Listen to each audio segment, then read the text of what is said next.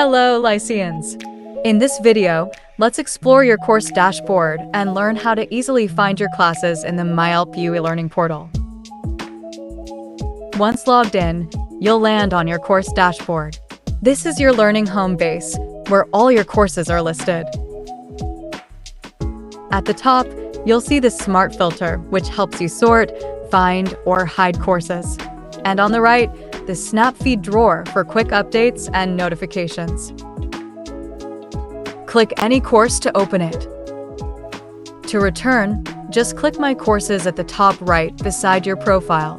This brings you back to the dashboard. Want to declutter your list? You can hide courses by selecting Remove from View and bring them back anytime using the filter options. The Smart Filter lets you customize your view. Filter by year or progress, sort by name or last accessed, or use the search bar to jump straight to a subject. That's your dashboard tour, Lyceans. With just a few clicks, you'll stay organized and on track with your courses. Keep watching for more quick tips on using the myLPU eLearning portal.